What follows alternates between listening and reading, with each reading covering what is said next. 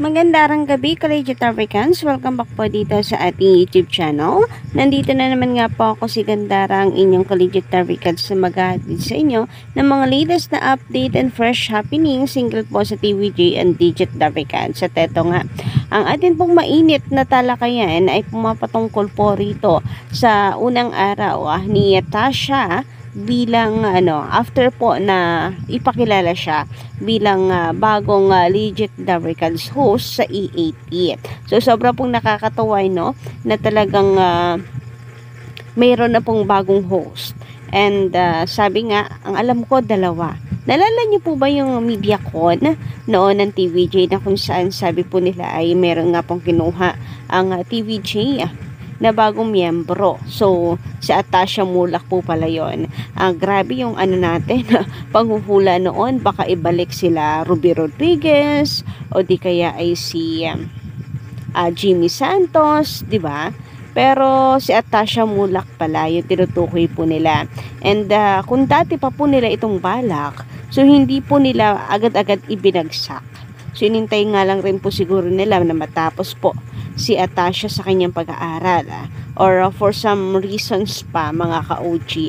So hindi po basta-basta naglalapag ang TVJ. And ito pong isa pa, ang isa pong palaisipan kung sino.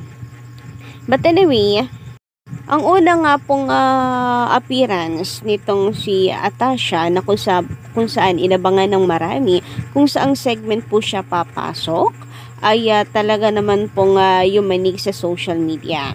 And then, itong kabila ay mukhang hindi na naman daw alam ang gagawin kung paano po nila tatapatan dahil napakalakas nga po ng E80 ngayon dahil na rin sa epekto nitong si Atasha Mulak. So marami ang inspired na manood po ngayon dahil bukod sa maganda ay good influence naman talaga. Dahil napakabuting bata, napakatalino, and kita po natin kanina sa mga nanood na very talented din. And game na game sa pinapagawa po sa kanya. Napakagaling kumanta at sumayaw. So, tingin ko sa mga sa mga interviews, kagaya bagay po sila magtandem ni Kuya Ryan, mga ka-OG. Parehas po silang magaling mag-English. Matalino. So, pwede po sila sa mga professional interviews, mga ka-OG. Grabe nga yun. Kompleto Ricardos na po talaga sa E80. Pero, antabay pa din po tayo ka-OG. Baka meron po nga mas mga bagay na segment para dito kay Atasha. Kasi sabi po ng ilang netizen, wag lang daw sanang gawing kengkoy. Sana hanapan ng bagay na segment for Atasha. And speaking of the segment, saan nga kaya papasok itong si Atasha? Ano kayang niluluto ng TVJ for her? Para mailabas ni Atasha yung mga inner talent pa po niya. Yung shine na hindi pa po natin na nakikita. And sana ay ganun din kay Karen. Sana raw po ay ang bawat host ay may kanya-kanyang segment na toka. Yung pinapangunahan ng mga co-host po. Bukod syempre sa TVJ na gabay na lamang para sa mga bagong host ngayon ng E80 or ng original na Eat Bulaga.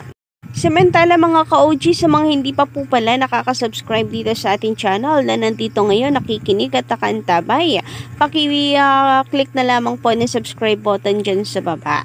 Nung isang araw pa po kayo hinihintay niyan, paki-dami na rin po ng notification bell para maging updated, ma-notify po kayo sa mga bagong videos and reaction videos na atin pong i-upload sa mga susunod pang araw. Sa mga masusugid naman natin taga-subaybay, maisingit lamang po muna natin ang ilan sa mga napili po nating i-shoutout for tonight's video. So, shoutout na po dito kila Sir Benny Gabelio. Shoutout Sir Adamson Ahumada.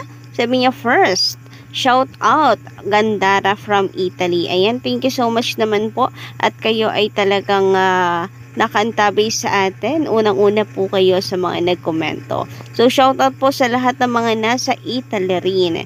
And again, shoutout Adamson Ahumada. Shoutout din po dito kay Sir John Lex Fortugal. Sabi niya, shoutout naman dyan idol from Cavite.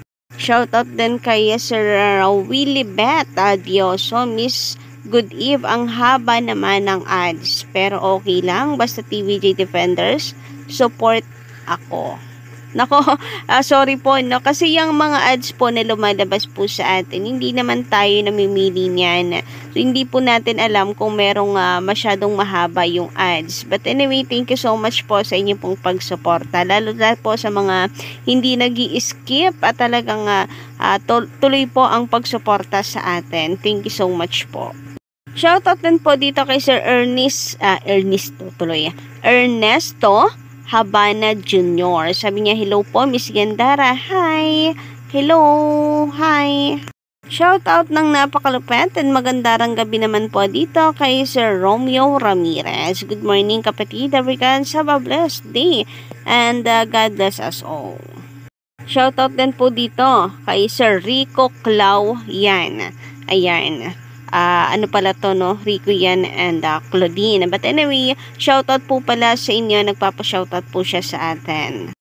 Samantala, sabi naman dito ni Rosemary, hello Gandara, opo, parati na lang ganyan. May aberya, solid TVJ Daricans. And ayun nga, no? So, yung audio talagang minsan napapansin po ng iba na talagang magulo.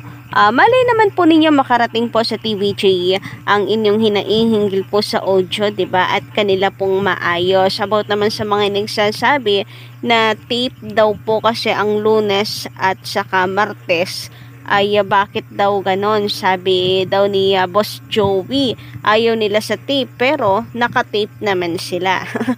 Grabe nga naman yon. Halos lahat na lang talaga no, ng binibitawang jokes ni Sir Joey De Leon ay pinapatulan at saka talagang binibigyan ng kulay. Biruin nyo yun. Pati yung pag-tape ay kinukuhang butas ng mga bashers. Anyway, recorded po ang tamang term namin ng mga legit Daricans supporters doon. So, may reklamo pa. Anyway, kayo lang naman po kasi nagsasabi ng tape. Sa amin, recorded po yun. Makahanap lang talaga ng butas, no? Gustong gusto po talaga na nahanapan nila ng butas ang E80 show. Samantala, about naman po kay Atasha Mulak, mga ka-OG, narito nga, yung segment po na pinag-uusapan ng mga netizen, kung saan nga ba ilalagay po ng TVJ si Atasha, yung perfect na segment for her. So, narito pong ilan sa usapan ng mga netizen. So, sabi po dito ni Dagigot Club, ayan, maaaring may bagong segment na i-introduce ang EAP at si Atasha ang main host nito na ipapalit sa matatapos na Sing It Grand Finals sa Saturday. Malamang na dance contest ito. Naalala nyo nang ipasok si Maha, may dancing queen? May dancing queen. Oo nga, no? Pwede rin po pantapat na rin dito sa binubuong pop ng BFAP ba yun? Na kung saan ay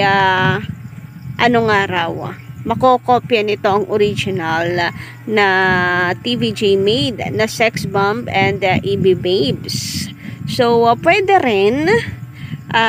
Oo nga, no? Malay po natin. So, abangan po natin yan, mga ka-OG. Mukhang ipapalit nga po ito sa Sing It.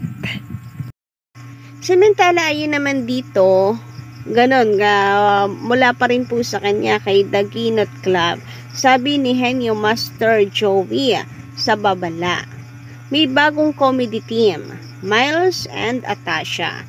Di na alam ng tape kung paano tatapatan ng E80. Ayun na nga, mukhang ngayon pa lamang di na alam kung paano nila tatapatan kasi ay ang lakas po talaga ng impact at ng epekto ni Atasha po sa viewers ng E80 and sa ratings po ng E80.